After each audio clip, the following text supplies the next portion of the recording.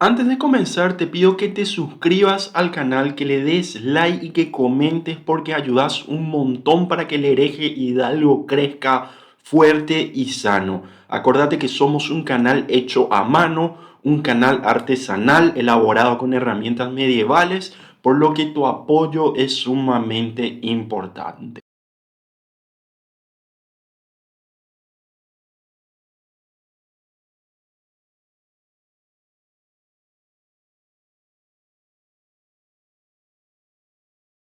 La masonería es una fuente ilimitada de misterios que se han levantado a lo largo de los años de su existencia, con el motivo de explicar sus orígenes junto con la misión y el objetivo que cumplen en este mundo los hombres de la escuadra y el compás.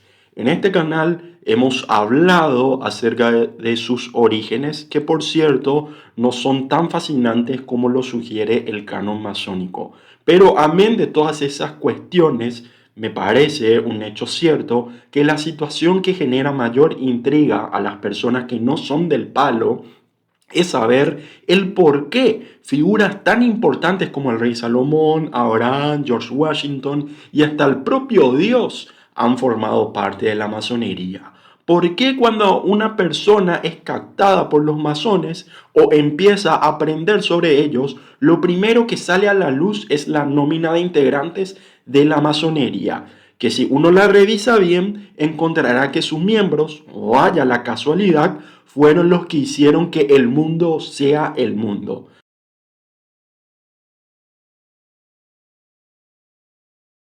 A este punto, no me sorprendería que los masones incluyeran en sus registros al tiranosaurio Rex, al meteorito que chocó contra la Tierra o hasta al gen primordial que posibilitó la vida en la Tierra, por la sencilla razón de que estos representaron un papel importante para la historia de la humanidad. Y como fueron importantes para nuestro desarrollo, pues bueno, deben de ser masones.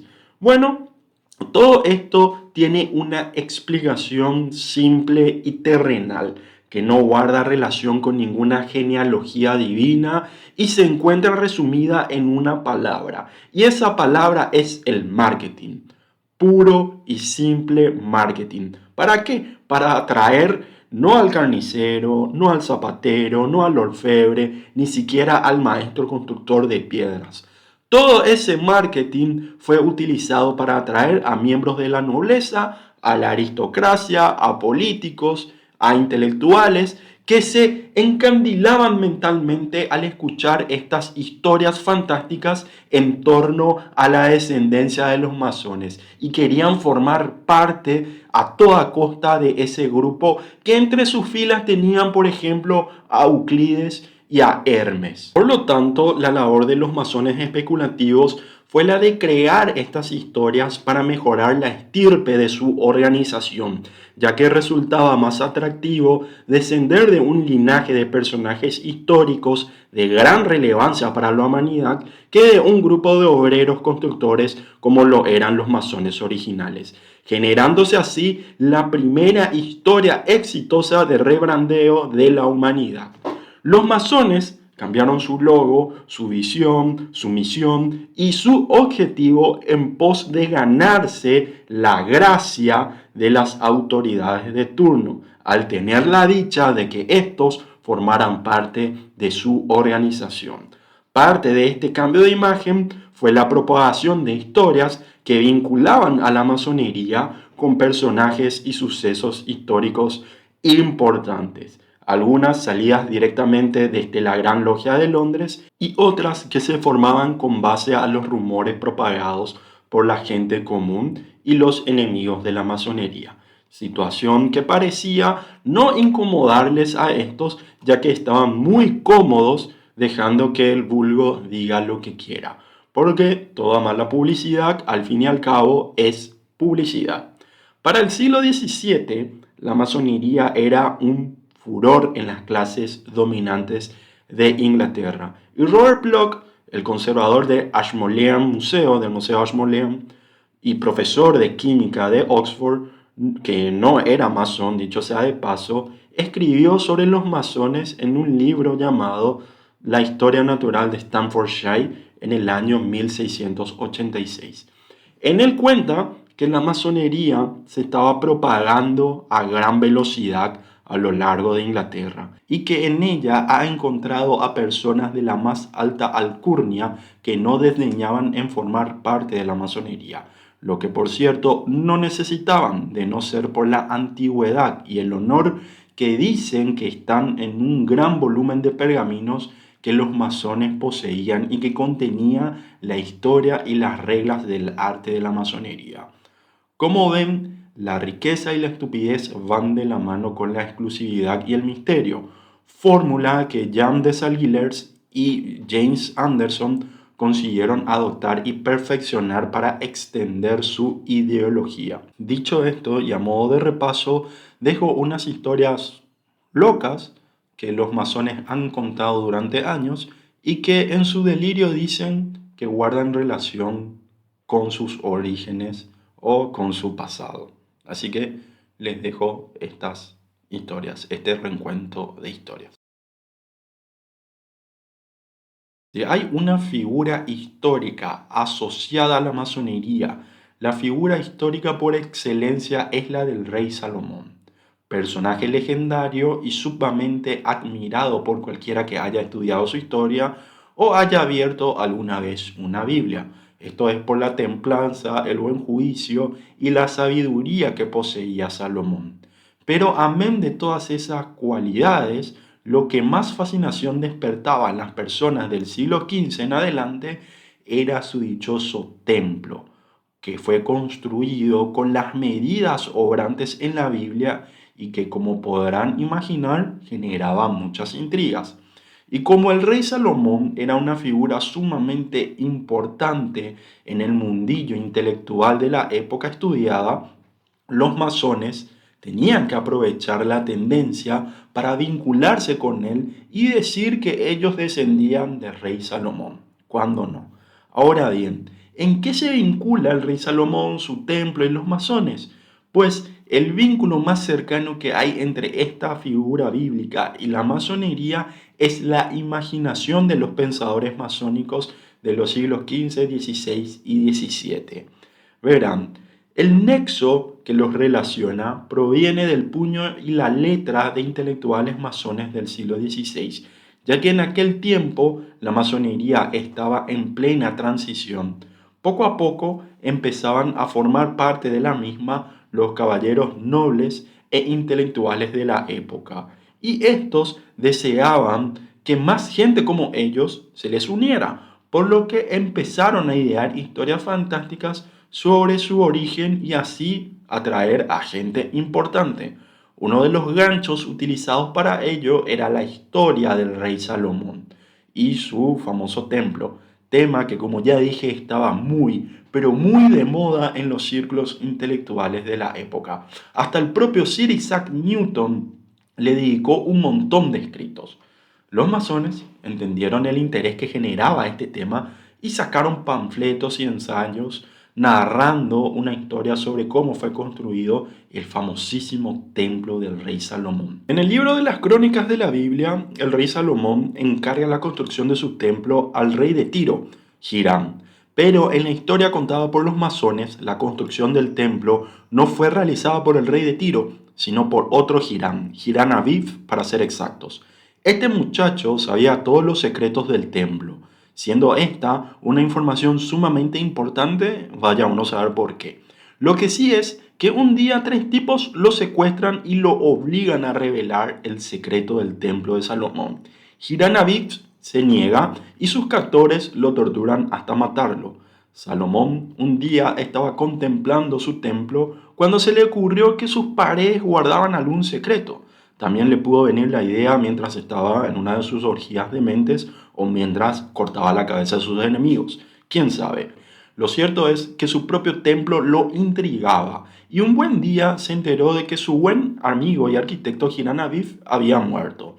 La noticia lo horrorizó, pero lo que más terror le generó fue el hecho de saber si Hiram se llevó el secreto de su templo a la tumba o si dejó algún rastro de ello. Así que un día se le ocurrió enviar a tres masones, esto es lo que nos cuenta la historia de los propios masones, a encontrar el cuerpo de Hirán y el secreto del templo, diciéndoles a los buscadores que si no podían descubrir el secreto, lo primero que viesen cuando hallaran el cadáver de Hirán sería de ahí en más el secreto del templo. Lo primero que vieron los masones al encontrar el cadáver de Hirán fueron las manos de Hirán Aviv. Entonces, como no pudieron encontrar el secreto, el apretón de manos y otras señales de reconocimiento que los masones adoptaron de ahí en más se transformó en el nuevo secreto del templo y en uno de los rituales de iniciación. Para la mitología masónica, todas las grandes personalidades que transitaron sobre la Tierra formaron parte de dicha sociedad secreta. Asimismo, ellos se adjudican muchos de los eventos ocurridos a lo largo de la historia, sean estos reales o ficticios, hayan tenido o no intervención en los mismos, todo eso no importa. Lo que importa para ellos era decir que todo, absolutamente todo, pasaba por sus manos. No me tomen a mal, ya sé que Dios no cuenta como persona, pero la alegoría masónica obrante en el libro de las Constituciones de James Anderson alega que el propio Dios era masón, ya que Dios creó el cielo y la tierra y es el responsable de esta gran obra universal llamada vida. Por algo los masones se refieren a él como el gran arquitecto del universo, el demiurgo. En ese sentido, cuando los masones construyeron la Torre de Babel, sí, porque los masones construyeron todo, el propio Dios la destruye y ordena que todos los pueblos del mundo hablen idiomas diferentes. A los masones, sin embargo, les confiere la habilidad de comunicarse a través de señas y así identificarse y conversar con otros masones que hablaban idiomas diferentes. Este es otro divague sobre mitos bíblicos que los masones agarraron y falsificaron para poder adaptar ciertas historias de la Biblia a su conveniencia. Una de las historias más vinculadas a la masonería es la que sugiere que los masones descienden de los caballeros templarios, una organización militar cristiana que tenía como misión proteger Tierra Santa del diabólico Islam. Esta organización habría cobrado gran preponderancia a lo largo de las cruzadas, despertando los celos y la envidia de distintas facciones del catolicismo y del poder político de turno.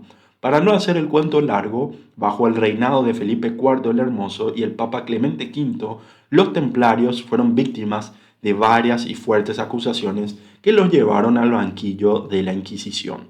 Se los acusaba de conspiración, sodomía, blasfemia, de hacer rituales satánicos y de adorar a Baphomet, lo similar a las actividades masónicas de hoy en día.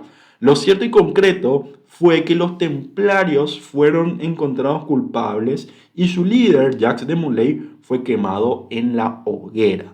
Esa sería la historia conocida por todos y resumida a una velocidad cuántica. Lo cierto es que aparte de los detalles obvios que podían vincular a la masonería con los caballeros templarios, es decir, la sodomía, Baphomet, escupir en la cruz, etc., la masonería cuenta dos historias diferentes sobre los nexos que habrían entre estas dos organizaciones. En la primera, Jacques de Molay, antes de morir en la hoguera, convocó a 4 caballeros templarios en su celda y los designó a seguir gobernando la orden en el sur, en el norte, en el este y en el oeste. En el sur de este París, en el norte de este Estocolmo, en el este de este Nápoles y en el oeste de este Edimburgo, descendiendo los masones de estos últimos, ayudando al conocidísimo Robert Bruce a vencer la invasión inglesa. Eso es tema para otro video. En la segunda, pero más descabellada historia, es la que cuenta que Jacques de Molay no murió en la hoguera propiciada por Felipe IV y el Papa Clemente V, que en realidad de Molay fue crucificado y que la imagen que se observa en el lienzo de Turín es la cara de Jacques de Molay y no la de Jesucristo. Como ven, estas son algunas historias un tanto absurdas y bastante inconexas sobre los orígenes de la masonería que fueron utilizadas para generar propaganda y despertar el interés de la nobleza y la aristocracia inglesa, para que de esta forma puedan ingresar a sus filas y expandir sus redes de contactos e ideologías a todo el mundo. Si el video les gustó, no olviden suscribirse, activar la campana de notificaciones para ser avisados de nuevos videos. Denle like, comenten, compartan y sobre todo cuestionense los hechos.